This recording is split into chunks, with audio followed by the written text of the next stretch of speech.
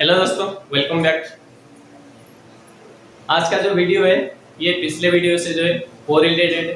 मतलब पिछला वीडियो हमने स्क्यू और बोइंग के ऊपर बनाया था और आज का वीडियो भी उसी से रिलेटेड है। उससे हम आगे थोड़ा आगे देखेंगे। पिछले वीडियो हमने डिस्कस किया हुआ था स्क्यू क्या है, बोइंग क्या है, उनका डेफिनेशन क्या है, क्यों जनरेट होते हैं स्क्यू और बोइंग, ठीक है। और अभी हम देखेंगे ये how to calculate skew percentage और bowing percentage in the fabric, ठीक है। तो चलिए देखते हैं भाई।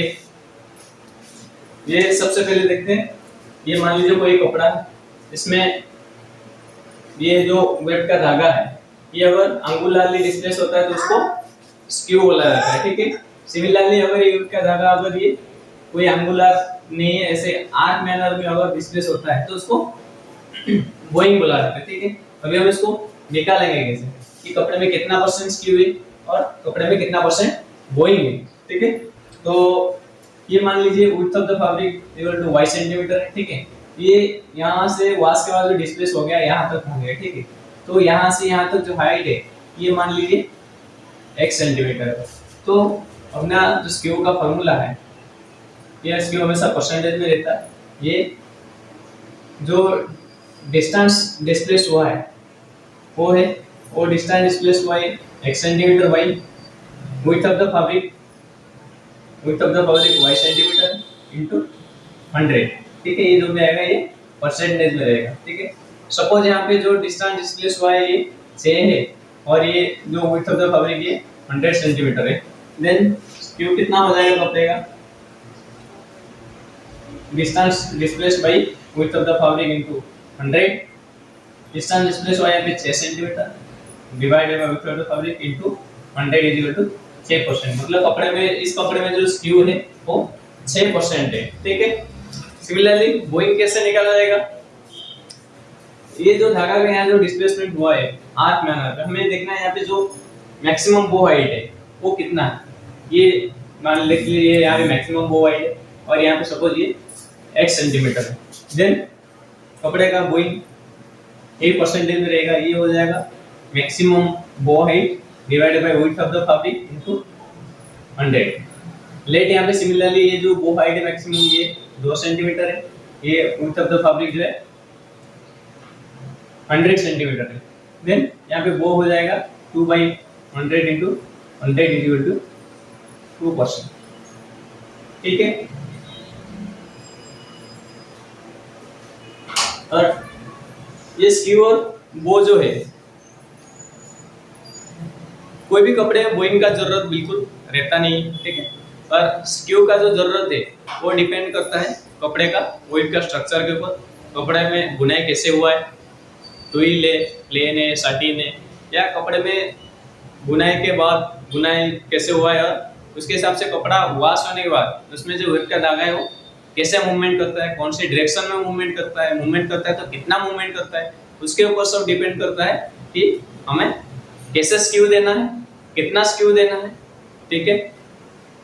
और स्क्यू ना दे तो क्या प्रॉब्लम होगा वो भी देखेंगे, ठीक है।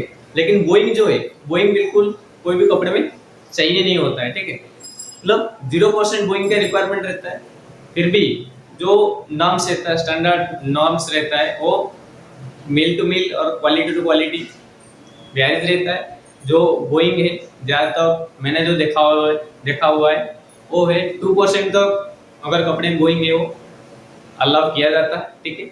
और स्क्यू जो है, स्क्यू इनिशियली जितना रहेगा कोई भी कपड़े में उसका ±3% अलाउ रहता है। लेकिन ये भी अलग अलग प्लांट में, अलग अलग ऑर्गेनाइजेशन में ये भी वैरी करता है। ये जो वॉश के बाद जो मूवमेंट रहता है वो 3% तो अलाउ रहता है, लेकिन इनिशियली भी कोई इंडस्ट्री में रहता है कि initially up to a point, मतलब कि मान लीजिए कि 6%, 7% या 8%, इससे इनिशियल स्क्यू ज़्यादा नहीं देना है। ये भी रहता है अलग अलग प्लांट में, ठीक है। तो ये स्क्यू और बो जो है इसको करेक्शन के लिए स्टैंडर्ड यूनिट में एक वेट स्ट्रेटनर यूनिट रहता है, ठीक है, वो अलग से आता है, उसको जो है यूज होता है। उसमें नॉर्मली 3 जो है स्क्यू करेक्शन के लिए रोल रहता है और बो रोल के लिए 3 और 4 रोल रहते हैं, बोइंग रोल, ठीक है।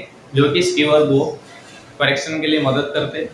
वहाँ पे वहाँ पे जो है स्कैनर्स रहते, कैमरा रहता है, मतलब जो कि कपड़े में धागा को डिटेक्ट करते, उनके पोजिशन को, और आज पर रिक्वायरमेंट हमने जैसे फीड किया होगा उस हिसाब से जो रोल को जो है वो एडजस्टमेंट करते हैं।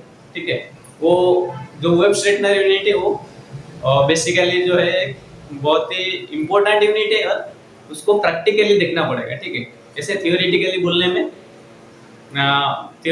बोलना है तो बोल भी देंगे, लेकिन उसको समझना मुश्किल है और उसमें कैसे काम करना है वो भी मुश्किल है। ठीक है, तो अभी देखते हैं कि कपड़े में स्क्यू कितना रिक्वायरमेंट है, हमें कैसे पता चलेगा, और कौन सी डायरेक्शन में देना है वो कैसे पता चलेगा। नॉर्मली हमें कोई भी कपड़ा फिनिश करने से पहले फिनिशिंग में क्या होता है कि we have to pass the fabric. Finishing में नॉर्मली ज्यादातर जो है दो ही मशीन रहता है, एक रहता है स्टेंटर मशीन रहता है जिसमें वेब स्ट्रेटनर यूनिट अटैच रहता है। हमें कपड़े को फिनिश करने से पहले कोई भी डिपार्टमेंट से हमारे पास कपड़ा है तो हमें उसको जो है 60 सेंटीमीटर 60 सेंटीमीटर सैंपल काट के जो है लैब में देना। लैब में जो है जैसे नॉर्मली श्रिंकेज टेस्ट करते हैं, ऐसे श्रिंकेज और स्क्यू टेस्ट करना है, तो उसमें क्या हो जाता है कि वॉश के बाद उसमें धागा का मूवमेंट कितना रहता है, क्यों कितना रहता है और कौन सी डायरेक्शन में रहता है वो पता चल जाएगा। ठीक है, तो उस हिसाब से हमें जो है वेब स्ट्रेटनर यूनिट में वो अप्लाई करना है, और अकॉर्डिंगली आफ्टर स्टैंडर्ड्स को चेक करना है, आफ्टर सन को भी चेक करना है, ताकि कस्टमर के पास सही क्वालिटी का कपड़ा जाए। और जो एंड कस्टमर है, जो कि हम ही लोग जो है एंड कस्टमर है, ये कपड़ा तो और कोई दूसरे नहीं पहनते, हम ही लोग पहनते, और कपड़े में क्वालिटी सही रहेगा तो ब्रांड इमेज सही रहेगा। ठीक है, और स्क्यू के कारण कपड़े में क्या क्वालिटी अफेक्ट रहता है, कैसे अफेक्ट रहता है, वो भी अभी देखते हैं।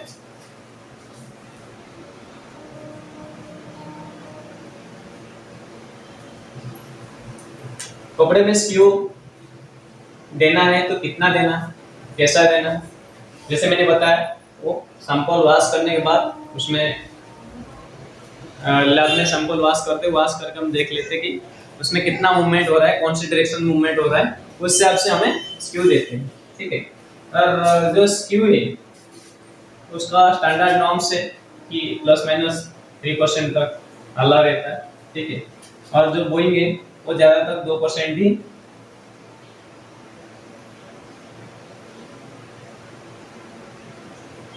बोइंग जो है ज्यादातर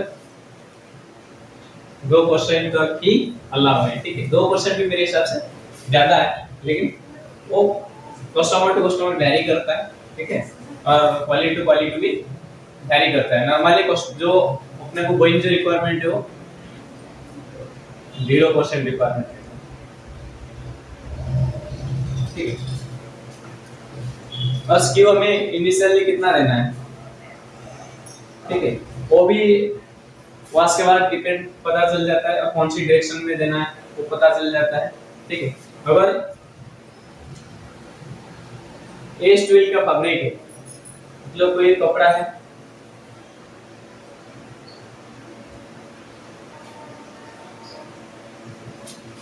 ये मान लीजिए ये कपड़ा, ये कपड़ा,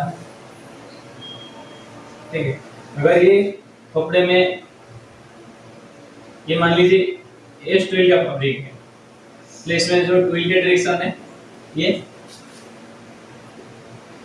लेफ्ट हैंड साइड है। ठीक है, सिमिलरली अगर ये राइट हैंड ट्विल फैब्रिक है,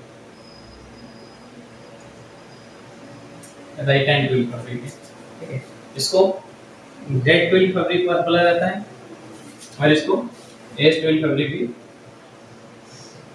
बोला जाता है। ठीक है, तो ये ट्विल के डायरेक्शन जिस तरफ से रहता है हमें स्क्यू नॉर्मली उसी डायरेक्शन में देना रहता है, लेकिन ऐसे कुछ डिफिकल्ट क्रिटिकल क्वालिटी आते हैं जिसमें डबी क्वालिटी रहते हैं। ठीक है, जो कि ट्विल बेस्ड डबी रहता है या साटिन बेस्ड डबी रहता है, ऐसे क्वालिटी में जो है पता लगाना, अंदाज लगाना डायरेक्शन मुश्किल होता है, तो उसमें सैंपल वॉश कर लेना बहुत सही है। और ये मान लीजिए कि 2x1 ट्विल है, तो उसमें इनिशियल जो स्क्यू है और 3 से 5% इनिशियल रहना चाहिए, ठीक है। और 3/1 टूल है तो उसमें इनिशियल 5 to 7% रहना चाहिए। ये दोस्तों पहले ही बोला था, अभी बोल रहा हूँ, ये प्लांट टू प्लांट वेरी करता है और अलग अलग रहता है। कहीं कहीं मैंने देखा हुआ है इसमें जो टूल का रेंज है वो ऐसे कैलकुलेट किया गया है कि इनिशियल जितना स्क्यू होगा, उसका वाश के बाद ±3% के अंदर रहना चाहिए, ठीक है। और दूसरी जगह पे ये भी मैंने देखा हुआ है, अगर 2/1 टूल है तो उसमें इनिशियली 3 से 5% रहना चाहिए, बाकी वाश के बाद ±3% तो है ही अलाउड है, ठीक है। और ये सिमिलर है, अगर 3/1 टूल है तो उसमें इनिशियली 5 से 7% रहना चाहिए और ये वाश के बाद ±3% के अंदर ही रहना चाहिए, ठीक है। और अभी देखते हैं कि अगर कोई कपड़े में स्क्यू का जरूरत है और हमने दिया नहीं, बाय मिस्टेक कैसे हमने लैब से कपड़ा पास हुआ है, मतलब जो भी है, अगर हमने कपड़े में स्क्यू का जरूरत है हमने लेकिन कपड़े में स्क्यू दिया नहीं, उसमें क्या प्रॉब्लम होगा, उसमें कस्टमर के ऊपर क्या इफेक्ट रहता है, ठीक है। ये मान लीजिए कोई एक स्लीव का पीस है, शर्ट का पीस या पैंट पीस मान लीजिए, ठीक है। और जो हमने इसमें गारमेंट बनाया तो ये सिलाई यहाँ पे हमने दिया है, ठीक है। तो हमें उसमें स्क्यू सपोज कि कपड़े में स्क्यू का जरूरत था लेकिन हमने दिया नहीं और वो उसको जो हमने गारमेंट बना दिया, तो इसमें क्या प्रॉब्लम होगा, ये वॉश होने के बाद जो है ये धागा जो है यहाँ से यहाँ तक मूवमेंट हो जाएगा। अल्टीमेटली जो सिलाई यहाँ हमने किया था वो सिलाई यहाँ ना होके यहाँ तक आ जाएगा, ठीक है। तो कपड़ा पहनने में दोस्तों मजा नहीं आएगा, दिखेगा अलग से दिखेगा, जो कि कोई भी कंपनी का जो है ब्रांड वैल्यू वो खराब करेगा, ठीक है। तो ये भी मैंने देखा हुआ है कि गलत स्क्यू देने के कारण कस्टमर से कंप्लेन भी आते हुए मैंने देखा हुआ है। अगर कोई कपड़े मान लीजिए कि 5% इनिशियल स्क्यू हमने कम दिया है कि 5-6% दिया और वाश के बाद वो 10% तक जा रहा है, तो भी कस्टमर का कंप्लेन आएगा, ठीक है। अगर वही कि हमने 5% दिया है, वाश के बाद वो 1% आ रहा है, क्योंकि वो 4% प्लस माइनस हो जा रहा है, तो फिर वो भी कंप्लेन आएगा, वो भी कपड़े में क्वालिटी अफेक्ट करेगा। तो हमें उसको वाश के बाद जो है प्लस माइनस 3% में रखना है, ठीक है। और इनिशियल जो है रिक्वायरमेंट के हिसाब से हमें स्क्यू देना है। स्क्यू इनिशियली अगर सही नहीं देंगे तो वाश के बाद कपड़े का मूवमेंट कुछ अलग ही हो जाएगा। जस्ट एग्जांपल के लिए आप देख सकते हैं कि यहाँ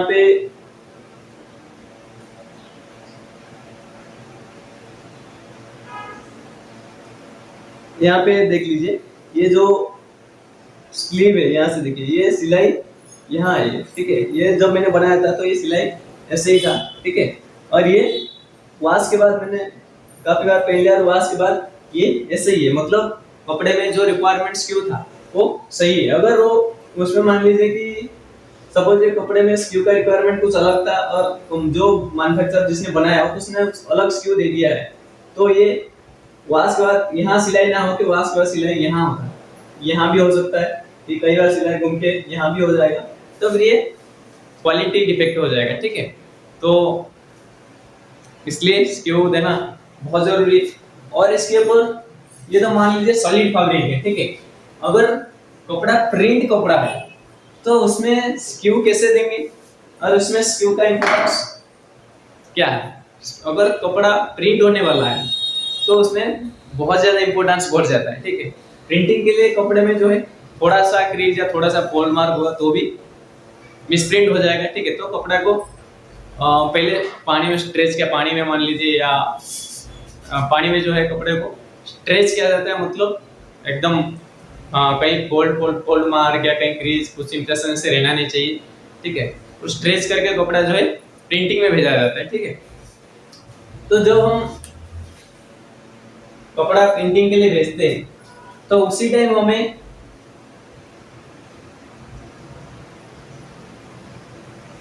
जब कपड़े को हम ट्रेस करते हैं प्रिंट के लिए तो उसी टाइम हमें जो है उसमें कितना स्क्यू रिक्वायरमेंट है वो स्क्यू देना है कपड़े में।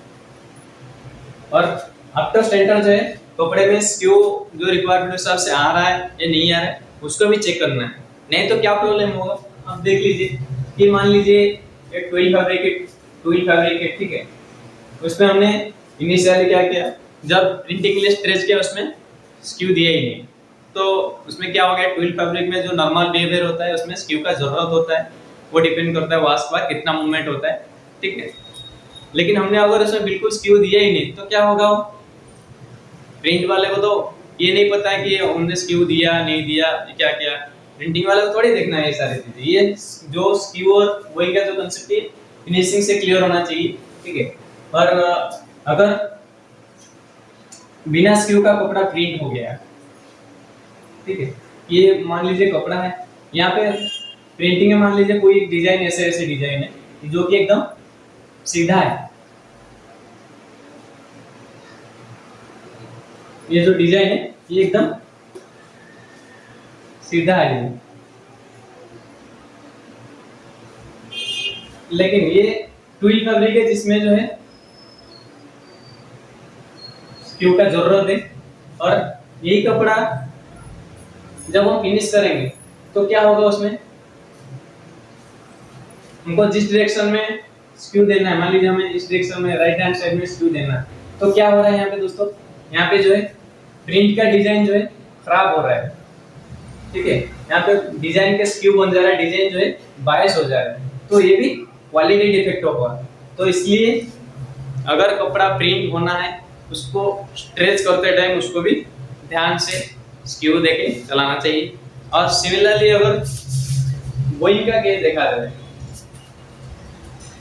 अगर कपड़े में बोइंग सही नहीं है, ठीक है, ये कपड़े में हमने ऐसे बोइंग जो है पास कर दिया जब स्ट्रेच के लिए दे रहे थे, तो कपड़े में बोइंग ऐसा चला गया है, तो वो प्रिंट होके आएगा, तो हम जब इसको सही करेंगे, प्रिंट तो उसने सीधा ही बनाया होगा ना, उसको क्या पता रहता है कि कपड़े में बोइंग है क्या है, ठीक है, उसमें तो सीधा ही रहेगा। लेकिन जब हम बोइंग को सीधा करने जाएंगे, ये मान लीजिए बोइंग को हम सीधा करने गए, तो उसमें क्या होगा, ये प्रिंट डिजाइन जो है ये ऐसे खराब हो जाएगा, ठीक है। तो इसलिए प्रिंटिंग केस में बहुत ही केयर लेना चाहिए कि उसमें कपड़े में जो है स्क्यू एज पर रिक्वायरमेंट और गोइंग 00 होना बहुत ही जरूरी है, नहीं तो एक तो प्रिंट डिजाइन भी खराब होगा और कपड़े में स्क्यू भी खराब होगा, कपड़े में भी बायस आएगा प्लस प्रिंट डिजाइन भी बायस हो जाएगा, जो कि एकदम क्वालिटी डिफेक्ट है, ठीक है। और